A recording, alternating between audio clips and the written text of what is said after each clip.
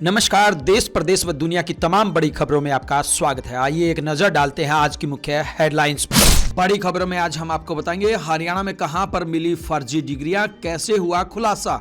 बताएंगे एक देश एक चुनाव से जुड़ी क्या है बड़ी खबर। बताएंगे पंजाबी सिंगर दिलजीत दोसांझ क्यों आई फिर विवादों में। कल फिर दिल्ली कूच करेंगे किसान। बताएंगे इस बार किसानों ने क्या किया है बड़ा ऐलान। बताएंगे दिल्ली चुनाव से पहले केजरीवाल ने कैसे बढ़ाई बीजेपी की मुश्किलें। बताएंगे देश भर के मंदिरों व मस्जिदों को लेकर सुप्रीम कोर्ट ने क्या सुनाया है बड़ा फैसला। बताएंगे नितिन गडकरी ने संसद में क्यों कहा कि मुझे वर्ल्ड कॉन्फ्रेंस में मुंह छिपाना पड़ता है। बताएंगे कुलदीप बिश्नोई को कैसे लगा एक और बड़ा झटका। बड़ी खबरों में बताएंगे हरियाणा के अधिकारियों से क्यों नाराज हुए मनोहर लाल खट्टर। बताएंगे हरियाणा में बिना सीईटी पास किए किसको मिलेगी नौकरी। बताएंगे टैक्स की चोरी की तो गैंगस्टर कैसे सिखाएंगे सबक। बात करेंगे निकाय चुनाव की। हरियाणा में 2 चरणों में होंगे निकाय चुनाव। बताएंगे पूरी जानकारी। बताएंगे हिसार में कुत्ते को ईंट मारने पर क्यों हुआ बड़ा विवाद। बताएंगे अब इंडिया गठबंधन को ममता बनर्जी क्यों इतनी अच्छी लगने लगी। बड़ी खबरों में बताएंगे आखिरकार क्यों हुआ संसद में जमकर हंगामा। वहीं बताएंगे देश भर में आज और कल कैसा रहेगा मौसम का मिजाज। अब देखिए खबरें विस्तार से। आइए बात करते हैं फर्जी डिग्रियों की। जी हां, हरियाणा में सीएम फ्लाइंग टीम ने सिरसा के एक इंस्टीट्यूट में रेड कर कई यूनिवर्सिटीज की फर्जी डिग्रियां और सर्टिफिकेट बरामद किए हैं, जिनमें बीएससी एग्रीकल्चर और इंजीनियरिंग की डिग्रियों के अलावा 10वीं व 12वीं के सर्टिफिकेट शामिल हैं। इसके अलावा यहां से फर्जी मुहरे, डॉक्यूमेंट्स, फॉर्म और फर्जी डिग्रियां छापने का सामान भी बरामद हुआ है। इंस्टीट्यूट में मिली मोहरें छत्तीसगढ़ शिक्षा बोर्ड और उत्तर प्रदेश की कई यूनिवर्सिटीज के अलावा ओपन स्कूलों की है, जिन्हें टीम ने कब्जे में ले लिया है। इस बरामदगी के बाद टीम ने सालासर मंदिर के सामने द्वारिकापुरी स्थित साई इंस्टीट्यूट को सील कर दिया। यहां लगे कैमरों को भी टीम ने जांच के बाद कब्जे में ले लिया है। यह इंस्टीट्यूट सीताराम नामक व्यक्ति के नाम पर रजिस्टर्ड है। शुरुआती जांच में शक जताया जा रहा है कि इस इंस्टीट्यूट की आड़ में फर्जी डिग्रियां बनाकर बेची जा रही थी। बड़ी खबरों में आइए बात करते हैं एक देश एक चुनाव बिल से जुड़ी बड़ी खबर की। जी हां, केंद्रीय कैबिनेट से एक देश एक चुनाव लागू करने के विधेयक को मंजूरी मिल गई है। सूत्रों के हवाले से खबर यह दी गई है, इसमें कहा गया है कि अगले हफ्ते बिल को संसद में पेश किया जा सकता है। सरकार इस बिल पर आम सहमति बनाना चाहती है, लिहाजा संसद से बिल को चर्चा के लिए ज्वाइंट पार्लियामेंट्री कमेटी यानी कि जेपीसी के पास भेजा जाएगा। जेपीसी इस बिल पर सभी राजनीतिक दलों के प्रतिनिधियों के साथ चर्चा करेगी। सितंबर में सरकार ने इसके लिए बनाई गई हाई लेवल कमेटी की सिफारिशों को मंजूरी दी थी, जिसमें लोकसभा, राज्य विधानसभा और स्थानीय निकाय चुनावों को चरणबद्ध तरीके से एक साथ कराने का प्रस्ताव था। सिफारिशों के अनुसार पहला बिल संविधान के अनुच्छेद 82A में संशोधन करेगा, जिससे लोकसभा और विधानसभाओं के कार्यकाल की समाप्ति एक साथ हो सके। इस बिल को लागू करने के लिए राज्यों से सहमति की जरूरत नहीं होगी, लेकिन अगर स्थानीय निकाय चुनावों को लोकसभा और विधानसभा चुनाव के साथ करने का प्रस्ताव आता है तो उसे कम से कम 50% राज्यों की विधानसभाओं से मंजूरी की आवश्यकता लेनी होगी। आइए बात करते हैं पंजाबी सिंगर दिलजीत को दी गई चेतावनी की। जी हाँ, पंजाबी सिंगर दिलजीत दोसांझ अपने दिल लुमिनाटी टूर को लेकर इन दिनों चर्चा में है। 14 दिसंबर को उनका चंडीगढ़ में कॉन्सर्ट होने वाला है। इससे पहले बाल अधिकार संरक्षण आयोग ने एडवाइजरी जारी कर दिलजीत और उनकी टीम को चेतावनी दी है। आयोग ने कॉन्सर्ट के आयोजकों और दिलजीत को शराब और हिंसा से संबंधित गीत न गाने की हिदायत दी है। इनमें पटियाला पैग, पंजतारा और केस जैसे गाने शामिल हैं। साथ ही इन गीतों को तोड़ मरोड़ कर भी न गाने को कहा गया है। इसके अलावा कॉन्सर्ट के दौरान छोटे बच्चों को स्टेज पर न बुलाने की चेतावनी दी है। आइए बात करते हैं किसान आंदोलन में आए नए मोड़ की। हरियाणा पंजाब के खनौरी बॉर्डर पर मरणव्रत पर बैठे किसान नेता जगजीत सिंह डल्लेवाल ने पीएम नरेंद्र मोदी को लेटर भेजा है। इस लेटर में उन्होंने खून से साइन भी किए हैं। किसान नेता जगजीत सिंह डल्लेवाल ने लेटर में लिखा, या तो 2011 में किया वादा पूरा करें या फिर मेरी कुर्बानी लेने के लिए तैयार रहें। अगर मेरी मौत हुई तो इसकी जिम्मेदारी आपकी होगी। बता दें कि किसान नेता जगजीत सिंह डल्लेवाल पिछले 17 दिनों से मरणव्रत पर हैं। ऐसे में उनकी तबीयत बिगड़ती जा रही है। हेल्थ पर नजर रख रहे निजी डॉक्टरों ने मेडिकल बुलेटिन जारी कर बताया है कि उनका वजन 12 किलो से ज्यादा कम हो गया है। उनकी किडनी कभी भी फेल हो सकती है और उन्हें हार्ट अटैक भी आ सकता है। इतना ही नहीं, डॉक्टरों के मुताबिक इतने दिनों तक भूखे रहने की वजह से उनके लीवर में भी दिक्कत आ सकती है। हम आपको बता दें कि किसानों ने दिल्ली कूच के लिए 14 तारीख का दिन यानी कि कल का दिन निर्धारित किया है। समय रहते अगर किसानों की समस्याओं का समाधान नहीं किया गया तो आने वाले समय में सरकार की मुश्किलें बढ़ सकती हैं। आइए बात करते हैं दिल्ली चुनाव से पहले केजरीवाल के बड़े ऐलान की। जी हाँ, दिल्ली सरकार महिलाओं को हर महीने 1000 रुपये देगी।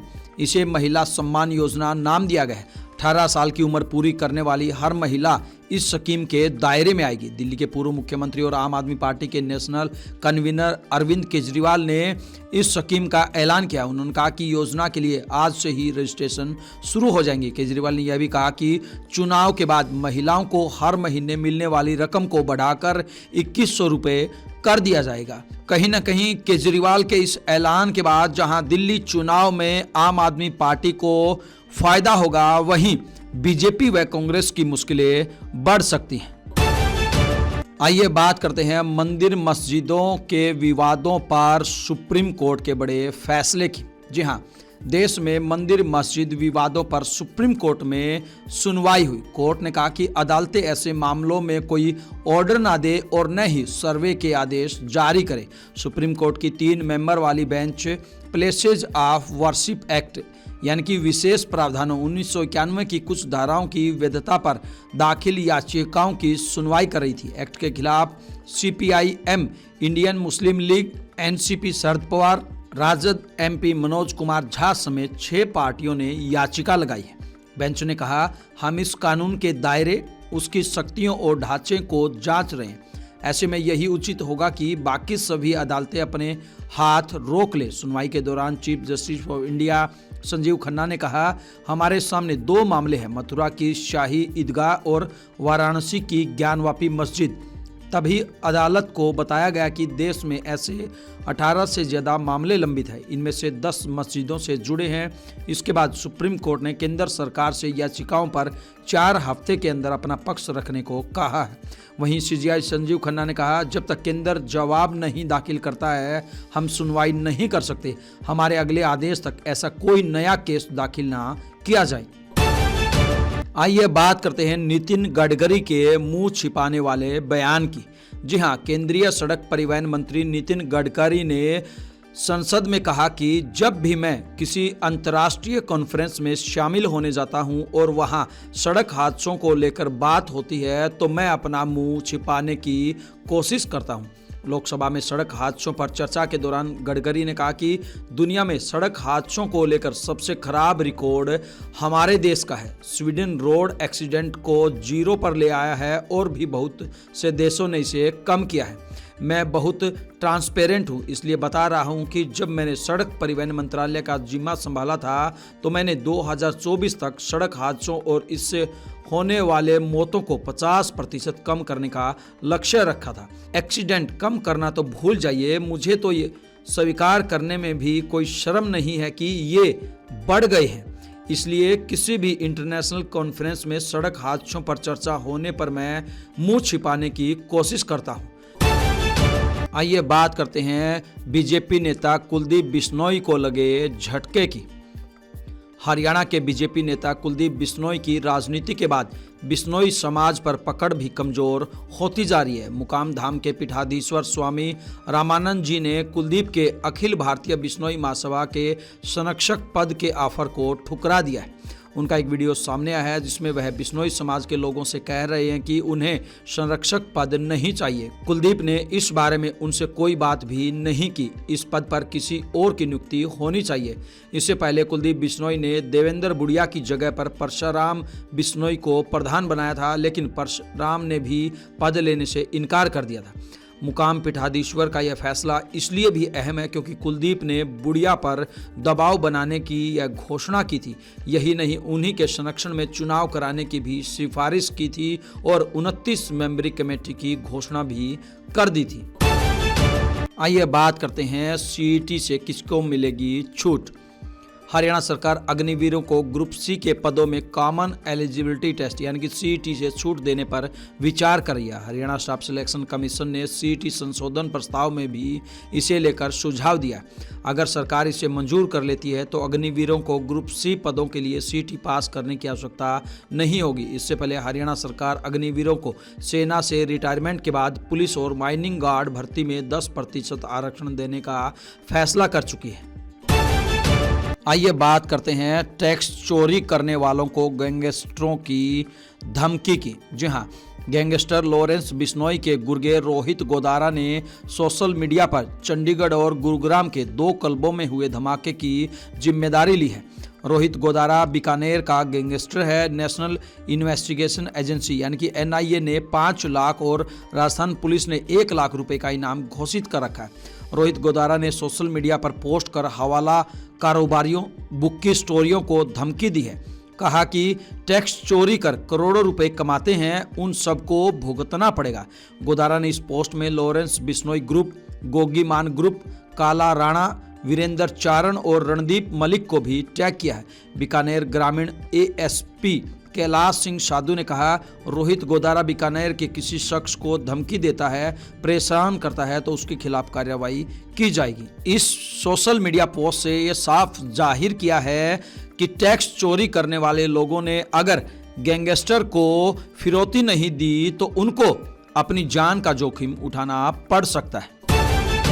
आइए बात करते हैं निकाय चुनाव से जुड़ी बड़ी खबर की। हरियाणा में शहरी निकायों के चुनाव 2 चरणों में होंगे। सरकार की हरी झंडी के बाद राज्य चुनाव आयोग ने तैयारी शुरू कर दी है। पहले चरण में 3 नगर निगमों, 3 नगर परिषदों और 21 नगर पालिकाओं में चुनाव होंगे। राज्य चुनाव आयोग की योजना 4 फरवरी से पहले ये चुनाव संपन्न कराने की है। दूसरे चरण में 5 नगर निगमों, 1 नगर परिषद और 1 नगर पालिका के चुनाव होंगे। पहले चरण में 3 नगर निगमों गुरुग्राम, फरीदाबाद और मानेसर को शामिल किया गया है। मानेसर में पहली बार चुनाव होंगे क्योंकि ये नगर निगम 2020 में बनी थी। इसके साथ 3 नगर परिषदों में अंबाला सदर, पटौदी और सिरसा शामिल है। सोनीपत और अंबाला नगर निगमों में मेयर के लिए उपचुनाव होंगे। सोनीपत के मेयर निखिल मदान और अंबाला की मेयर शक्ति रानी शर्मा के कालका से विधायक चुने जाने के बाद यहां उपचुनाव कराए जाएंगे। आइए बात करते हैं कुत्ते को ईंट मारने पर हुए बड़े विवाद की। हरियाणा के हिसार जिले के गांव लाडवा में कुत्ते को ईंट मारने को लेकर विवाद हो गया। विवाद इतना बढ़ गया कि एक पक्ष ने दूसरे पक्ष के घर में घुसकर हमला कर दिया। बेहोशी की हालत में घायल व्यक्ति को सिविल अस्पताल में भर्ती कराया गया। बता दें कि गांव लाडवा में पड़ोस में रहने वाले युवक ने घर के अंदर बंधे कुत्ते को ईंट मार दी। इसी बात को लेकर विवाद हो गया। विवाद इतना बढ़ गया कि युवक और उसके पिता ने मिलकर पहले युवती और फिर उसके पिता धर्मपाल पर हमला कर उन्हें घायल कर दिया। चोट लगने से धर्मपाल बेहोश हो गया। उसे बेहोशी की हालत में सिविल अस्पताल लाया गया। पुलिस को पूरे मामले की सूचना दे दी गई है। पुलिस मामले की गहनता से जांच कर रही है। आइए बात करते हैं इंडिया गठबंधन को ममता दीदी अच्छी कैसे लगने लगी है। जी हाँ, मौसम में ठंडक है और राजनीति में गर्माहट। कुछ इलाकों में ठंडक इतनी है कि खून तक जम जाए, वहीं कई इलाकों में राजनीतिक गर्मी इतनी है कि खून जल जाए। महाराष्ट्र में बुरी तरह हारने के बाद कांग्रेस ठिठुर रही है, इतनी कि हार्ड कांपने लग जाए। करारी हार के बाद उसने अडानी मुद्दे को जोर शोर से उठाया। बदले में भाजपा और उसके होशियार अय्यार सोनिया गांधी के विरुद्ध मामला खोज लाए। उनका कहना है कि सोनिया गांधी ऐसे संगठन से जुड़ी हुई है जो भारत के खिलाफ लगातार अभियान चलाता रहा है। कुछ फंडिंग का मामला भी बताया जा रहा है। दिल्ली जो इन दिनों कभी थर थर कांपती थी, यहाँ ठंड का नामो निशान नहीं है। कहते हैं अगले कुछ दिनों में पारा 5 या 2 डिग्री तक जा सकता है, लेकिन यहाँ आप पार्टी और उसके नेता केजरीवाल ने गर्मी बढ़ा रखी है। चुनाव फरवरी 2025 में होने हैं और अभी से उम्मीदवारों की लिस्ट जारी करते नजर आ रहे हैं। दरअसल केजरीवाल इस बार भी दिल्ली में भाजपा को चारों खाने चित करना चाहते हैं। वैसे भी दिल्ली में भाजपा के पास कोई लोकल चेहरा है नहीं। एक बेचारे डॉक्टर हर्षवर्धन थे, लेकिन वे अब कहाँ खो गए खुद भाजपा भी नहीं जानती और शायद जानना भी नहीं चाहती। वहीं अब इंडिया गठबंधन के अधिकांश सदस्य दल अब राहुल गांधी और उनकी कांग्रेस की बजाय ममता बनर्जी में आस्था जताने को आतुर हैं। कहा जा रहा है कि मोदी से टक्कर लेने की हिम्मत सिर्फ ममता में है। अब इन बेचारे दलों को कौन समझाए कि जो मोदी ममता बनर्जी के पश्चिमी बंगाल को जीते बिना 10 साल से देश पर राज कर रहे हैं, उनका ममता दीदी उत्तर भारत में भला क्या बिगाड़ लेगी। आइए बात करते हैं संसद में लाए गए अविश्वास प्रस्ताव की। संसद के शीतकालीन सत्र के 13वें दिन भाजपा ने राज्यसभा में शून्यकाल के दौरान अविश्वास प्रस्ताव का मुद्दा उठाया। भाजपा अध्यक्ष और स्वास्थ्य मंत्री जेपी नड्डा ने कहा कि विपक्ष राज्यसभा के चेयरमैन जगदीप धनखड़ को चीयर लीडर कहता है, उनकी मिमिक्री करता है। कांग्रेस बताती क्यों नहीं कि सोनिया सुरेश का क्या कनेक्शन है। नड्डा के बोलने के दौरान विपक्ष ने जमकर हंगामा किया। कांग्रेस अध्यक्ष मल्लिकार्जुन खड़गे ने 2 बार उठकर बोलने की कोशिश की, लेकिन वो बोल नहीं पाए। हंगामे के बीच राज्यसभा की कार्यवाही 2 बजे तक के लिए स्थगित कर दी गई। उधर लोकसभा शुरू होते ही टीएमसी सांसद कल्याण बनर्जी के ज्योतिरादित्य सिंधिया के खिलाफ दिए गए बयान को लेकर हंगामा हुआ। स्पीकर ओम बिरला ने कहा, बुधवार को सदन में जो कुछ हुआ वह ठीक नहीं था। कल्याण बनर्जी ने सदन से माफी मांग ली है। टीएमसी सांसद ने सिंधिया से कहा था, आप लेडी किलर हैं, बहुत सुंदर दिखते हैं, आप विलेन भी हो सकते हैं। आइए बात करते हैं हरियाणा के अधिकारियों से क्यों नाराज हुए केंद्रीय मंत्री मनोहर लाल खट्टर। जी हां, हरियाणा के यमुनानगर में 800 मेगावाट यूनिट की क्षमता के Deenbandhu Chhoturam thermal power plant को लेकर लापरवाही सामने आई है।